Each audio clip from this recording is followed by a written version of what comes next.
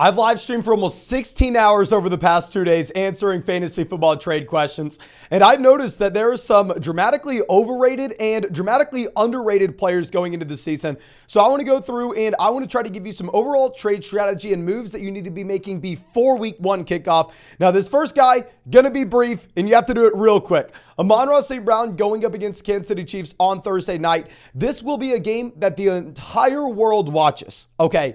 Everybody is pumped to see the Detroit Lions now maybe have a chance against the Chiefs considering the Travis Kelce injury. And this game right now, according to Las Vegas sportsbooks, should be the highest scoring game of the week. And with Amon-Ra St. Brown, he should be in a position to completely crush. I understand maybe people like the long-term upside of Sam Laporta.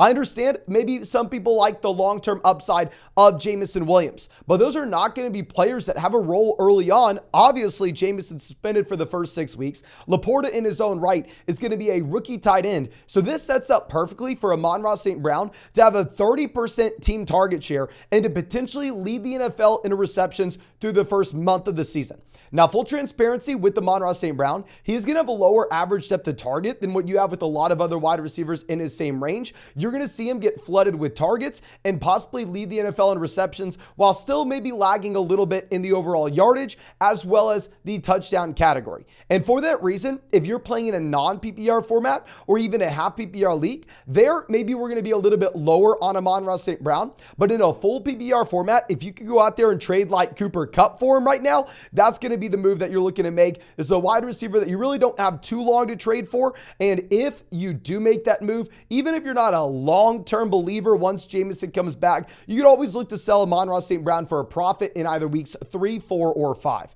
Now, going over to our next player, it's going to be a group of guys, and it's an overall draft strategy here, ladies and gentlemen, overall roster construction strategy.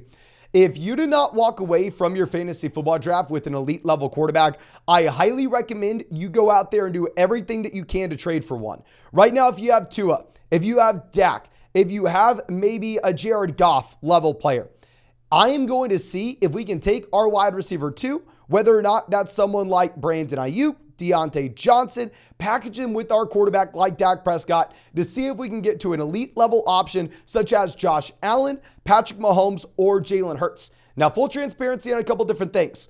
A move like this will be most advantageous in a league with only one flex spot. If you're playing in a league with only one flex, their wide receiver depth, running back depth is going to be super easy to come by overall. And quarterbacks are going to make up a higher percentage of our starting lineup output on a week-to-week basis. And they're going to be significantly more important there. If you're playing in a league where, say, you have to start 3 wide receivers, then plus you have 2 to 3 flex spots on top of that, then their wide receiver depth is going to be a little bit harder to come by. Quarterback will make up a smaller percentage of your starting lineup output. And I'll be fine if you decide not to build around an elite level quarterback in that format in particular. But going back to what we were talking about with the advantage that you're getting with one of these elite level options, it cannot be understated from a raw points per game perspective.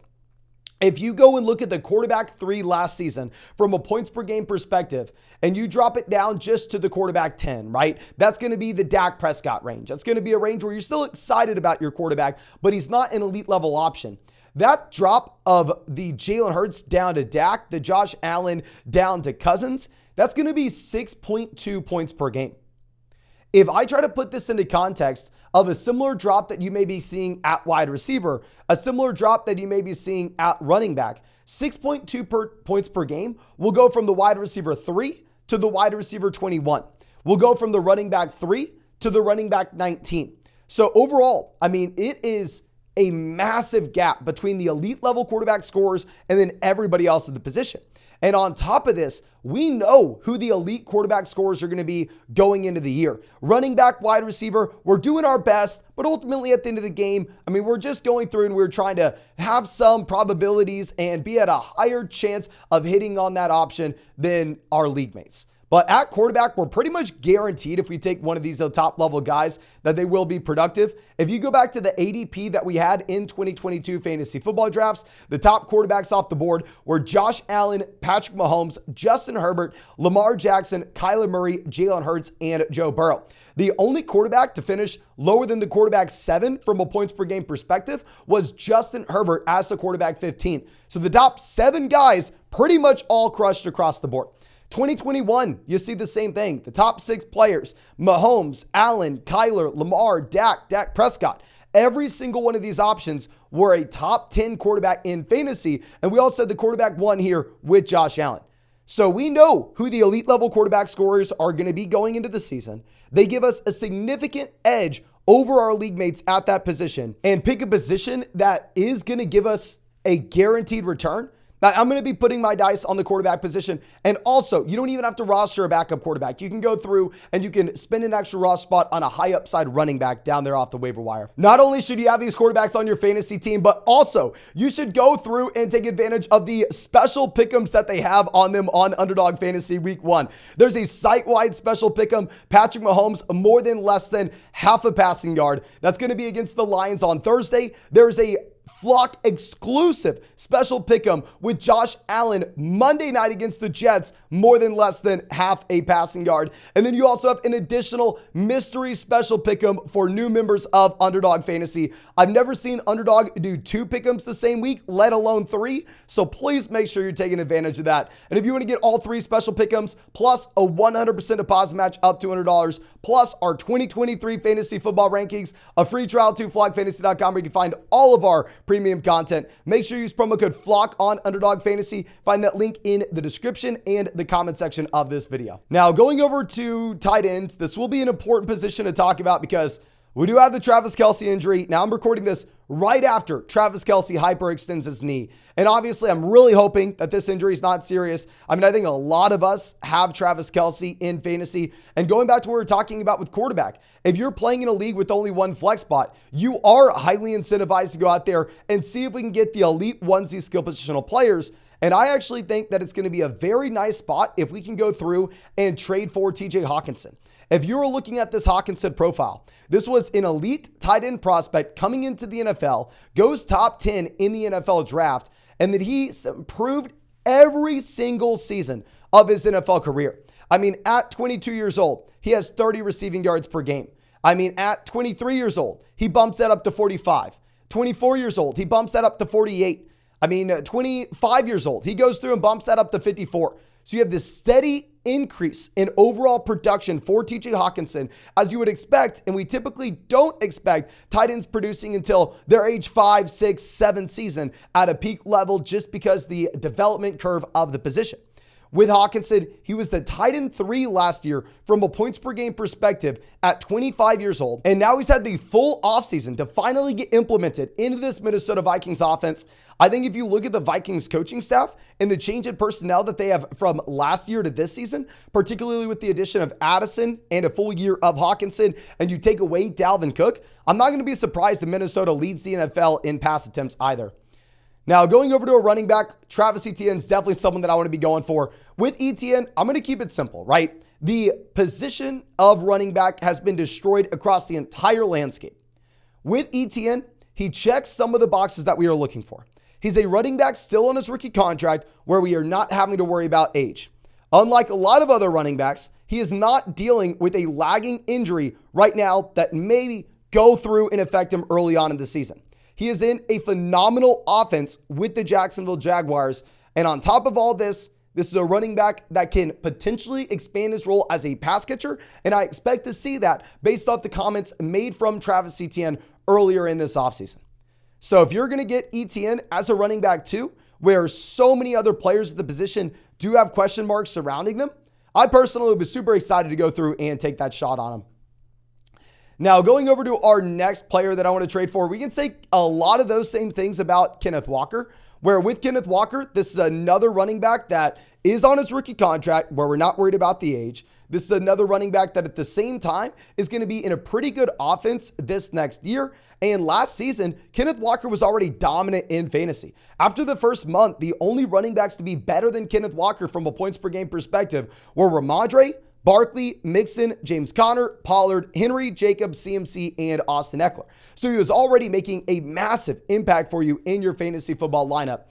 Now, the only thing that I'll say is I'd potentially be a little bit concerned if we are going to look at what we have with the addition of Zach Charbonnet, expanding his role as a receiving back in this offense. But I don't think that would happen until later on this season, to be honest with Walker. Now, going over to a couple players on the same team, I want to be making a concentrated bet on this offense. You can throw Watson, Amari, and Nick Chubb all onto this list, right? I mean, I just, in general, am going to be a believer in the Deshaun Watson bounce back this season. Let's walk through the Deshaun Watson NFL career. He comes into the NFL 2017 and is immediately the top quarterback in fantasy football. The following seasons, 2018, 2019, and 2020, from a points per game perspective, essentially every single season, Deshaun Watson goes out there giving you elite level production week in and week out. Now, of course, we have the off the field drama, and that leads Deshaun Watson to not playing football for half the 2020 season, none of the 2021 year at all. And then on top of that, missing more than half of the 2022 season. So if you add that up, Deshaun Watson misses 2 years of football, then steps into an offense that was built for Jacoby Brissett and is asked to find success. Of course, it's not going to happen under those circumstances. Now you get Watson with an entire offseason to prepare. You get Watson with a better situation with a great offensive line and the addition of Elijah Moore. I think that if you miss out on one of those elite level quarterbacks and we have to go down and we have to just roster a cheap low-end quarterback one, Watson's going to be the player above all else that I believe has the elite level ceiling because we've seen it year in and year out for God knows how long. Now, going over to a couple players that I think we should be selling if we can. Starting off with Cam Akers. Cam Akers has had the highest finish of his NFL career as a running back, 39 from a points per game perspective this past year in 2022. Now, to be fair with Cam Akers, he's been put into horrendous situations, right? He was a rookie in 2020. He was forced to split the backfield. 2021, he tears the Achilles. 2022, I mean, he's only a year removed from the torn Achilles, even if he played at the very end of 2021. Fundamentally, you couldn't really expect Akers to hit the ground running at the beginning of the year, right? And this is leading to a lot of people making excuses for Cam Akers. And this is leading to a lot of people buying into the stretch that he had at the end of 2022, saying that's going to remain his baseline case in 2023. Well, if you go through and you look at the end of every single football season for Cam Akers over the past 3 years, he has seen volume in Los Angeles. This is the same story over and over and over again, where he gives us just enough hope at the end of the season, and then we have some kind of excuse on why he fails the following year in fantasy. I think with Akers, if he was put into a great situation, fully healthy, he could be a productive player. But we need to ask ourselves, is this a great situation in Los Angeles this next year? No, it's horrendous. They have a bottom 5 offensive line. Their best player in Cooper Kupp just went down. So you are looking at a Los Angeles Rams team that is going to have a very difficult time moving the ball down the field. And Las Vegas sportsbooks are telling us that they are going to be one of the worst teams in the NFL. Right now, the under on 6.5 wins for the Rams and Cam Akers is at minus 134 to minus 120, depending on the sportsbook that you were looking at. So consensus has the Los Angeles Rams as a bottom 5 team in the NFL this season. And if we go through and do the historical analysis and look at bottom 5 teams, best fantasy football running back since the last 10 seasons, we've had 0 players finish inside the top 6. You're hearing that correctly. Out of 50, 0 finish inside the top 6. You've only had about 21 of them finishing inside the top 24. Where we had about 29 finishing outside the top 24. So unless you believe in the Rams, it's very hard to draft Cam Akers right now based off this situation. And I'll roll this over and look at the same thing with the Arizona Cardinals with James Conner and Hollywood Brown, right?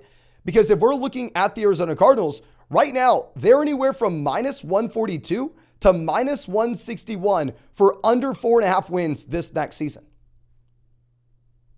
We go cross-reference that with the probability that James Conner turns out to be an elite level option in the worst offense, in the worst team in football. It just can't happen. We've never seen it.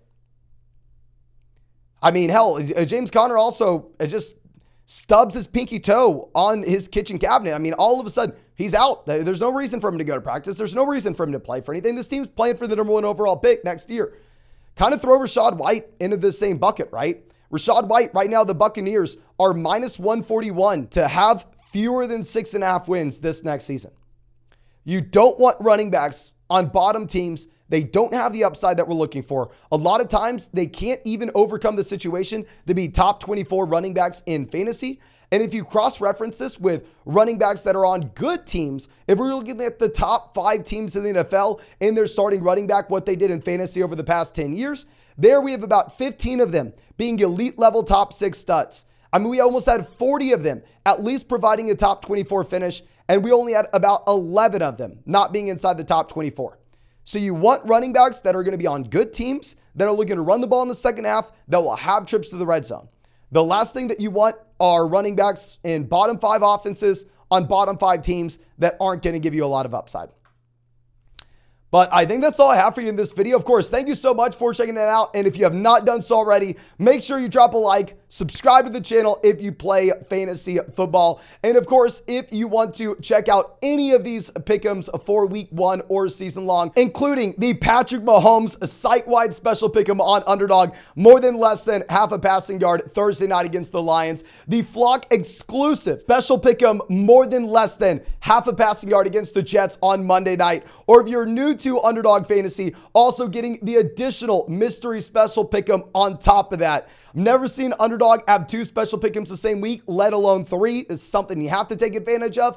Find the link in the description. Find it in the comment section. Promo code FLOCK is going to give you a 100% deposit match up to $100. Plus our 2023 fantasy football rankings, a free trial to flockfantasy.com where you can find all our premium content. But most importantly, take advantage of all those special pick'ems. But I think that's all I have for you. Again, thank you so much, ladies and gentlemen. Really hope you got something from the video. Really hope that you enjoyed it. And really hope that I get to see you out in the live stream later tonight.